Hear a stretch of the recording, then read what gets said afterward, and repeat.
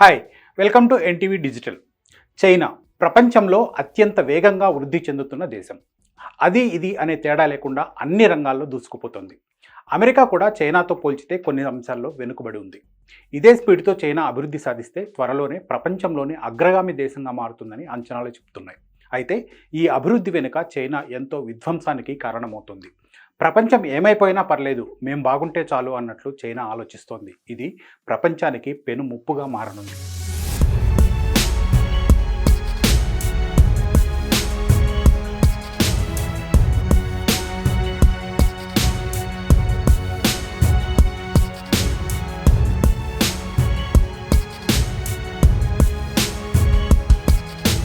చైనాలో ఏం జరుగుతుందో ప్రపంచానికి తెలిసేది చాలా తక్కువ, కానీ అక్కడి పరిణామాలు మాత్రం ప్రపంచంపై తీవ్రంగానే ఉంటాయి.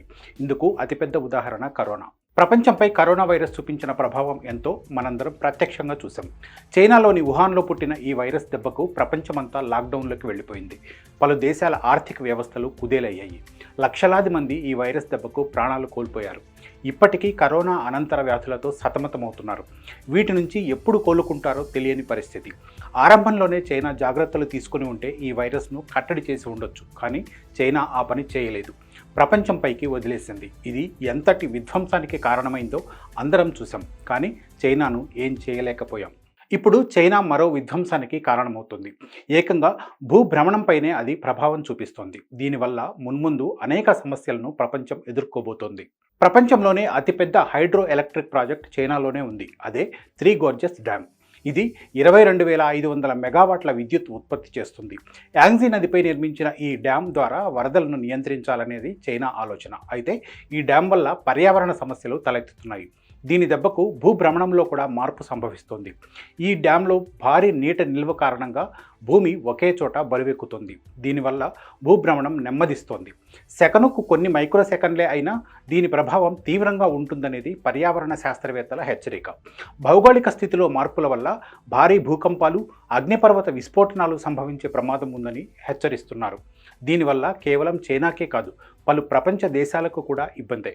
చైనా చేష్టలు ప్రపంచంలో పలు దేశాలకు చాలా సమస్యలు తెచ్చిపెడుతుంటాయి. దక్షిణ చైనా సముద్రంపై చైనా వైఖరి చుట్టుపక్కల ఉన్న అనేక దేశాలకు ఇబ్బందికరంగా మారింది. దక్షిణ చైనా సముద్రంలోని అనేక ద్వీపాలు తమవేనని చైనా వాదిస్తుంది. అయితే తమ భూభాగాలకు ఆనుకొని ఉన్న ద్వీపాలు తమవేనని Philippines, Vietnam, Malaysia, Brunei, Taiwan లాంటి దేశాలు వాదిస్తున్నాయి. వీటిని లెక్క చేయకుండా చైనా తన సైనిక బలగాలను ఆయా ద్వీపాల్లో దింపి నిర్మాణాలు చేపడుతోంది. ఇది నిత్యం ఆ ప్రాంతంలో ఉద్రిక్తతలకు దారితీస్తోంది. చైనా చేస్తోంది తప్పు అని పలు దేశాలు, అంతర్జాతీయ సంస్థలు చెప్తున్నా అది మాత్రం లెక్క చేయట్లేదు. వ్యాపార, వాణిజ్య రంగాల్లో కూడా చైనా ఆధిపత్యం కోసం ప్రయత్నిస్తోంది. తప్పుడు విధానాలు అవలంబిస్తూ మిగిలిన దేశాలకు పెద్ద సమస్యగా మారింది. ప్రపంచంలో ఏదైనా కంపెనీ ఒక ప్రోడక్ట్ను తయారు చేసి మార్కెట్లోకి వదిలిందంటే చాలు, మరుసటి రోజే చైనా దాని డూప్లికేట్ ప్రోడక్ట్స్ను తయారు చేసి వదిలేస్తుంది. తక్కువ ధరకే వీటిని తయారు చేస్తుండడంతో ఒరిజినల్ కంపెనీ నష్టపోతోంది. గుండు సూది మొదలు అణ్వాయుధాల వరకు చైనా ఇదే వైఖరితో ముందుకెళ్తోంది. అతి తక్కువ ధరలకే వీటిని తయారు చేసి మార్కెట్లోకి డంప్ చేస్తుంది. దీంతో పలు దేశాల్లో పరిశ్రమలు మూతపడుతున్నాయి. చైనా నకిలీ ఉత్పత్తులపై అనేక కాపీరైట్, పేటెంట్ ఉల్లంఘన కేసులున్నాయి. అంతేకాదు, చైనా కావాలనే తన కరెన్సీ విలువను తక్కువగా ఉంచి వాణిజ్య ప్రయోజనాలు పొందుతోంది. దీనివల్ల చైనాకు దిగుమతులు చౌకగా లభిస్తాయి, ఎగుమతుల వల్ల భారీగా లాభపడుతుంది. మేకవన్నె పులి సామెత తెలుసు కదా, చైనా కూడా అంతే. ఆపదలో ఉన్న వాళ్లకు ఆపన్నహస్తం అందిస్తుంటుంది, చివరకు దాన్నే కబళిస్తుంది. చాలా దేశాలు ఇప్పుడు చైనా కబంధ హస్తాల్లో చిక్కుకొని విలవిల్లాడుతున్నాయి. ఏ దేశం పైనైనా చైనా కన్ను పడిందంటే ఆ దేశం నాశనమే. మన పొరుగున ఉన్న శ్రీలంకే ఇందుకు పెద్ద ఉదాహరణ. శ్రీలంకను భారత్కు దూరం చేయాలనే ఉద్దేశంతో చైనా ఆ దేశానికి అన్ని విధాలా అండగా నిలుస్తూ వచ్చింది. భారీగా అప్పులిచ్చింది. చివరకు శ్రీలంక రుణ ఊబిలో చిక్కుకుపోయింది. చివరకు అప్పులు తీర్చలేక తమ ఆస్తులను చైనాకు రాసివ్వాల్సి వచ్చింది. మాల్దీవుల పరిస్థితి కూడా ఇంతే. మొదట్లో మంచిగా అప్పులు ఇస్తుంది, తర్వాత క్రమంగా దాన్ని ఆక్రమిస్తుంది. Belt and Road Initiative BRI వల్ల ఆఫ్రికా ఖండంలోని పలు దేశాలు చైనా గుప్పిట్లో చిక్కుకున్నాయి. చైనా నుంచి విముక్తి పొందేందుకు ఇప్పుడు ఇతర దేశాల సాయం కోరుతున్నాయి. టెక్నాలజీలో చైనా దూసుకుపోతోందనే విషయం మనకు తెలుసు. అయితే పలు చైనా కంపెనీలు నియమ నిబంధనలకు వ్యతిరేకంగా పనిచేస్తూ నిషేధానికి గురవుతున్నాయి. టిక్ టాక్ మనకు బాగా తెలుసు. కొంతకాలం కిందటి వరకు మన దేశంలో ఈ యాప్ ఒక ఊపేసింది.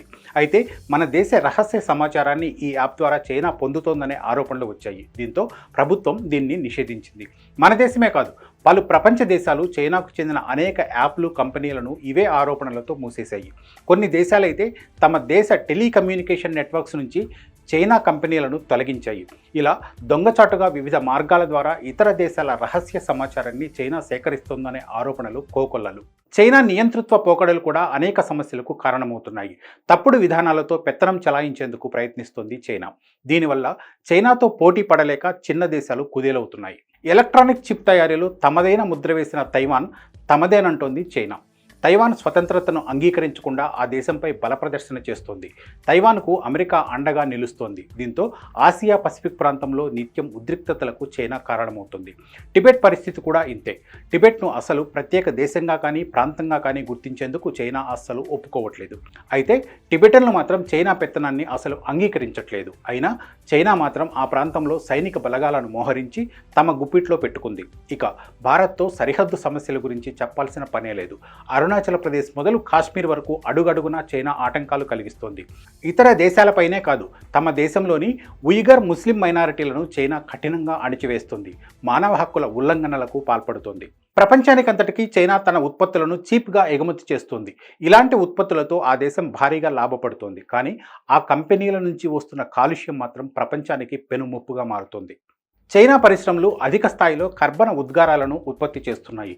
గ్లోబల్ వార్మింగ్కు కారణమవుతున్నాయి. ప్రపంచంలో అతిపెద్ద కాలుష్యకారక దేశాల్లో చైనా ఒకటి.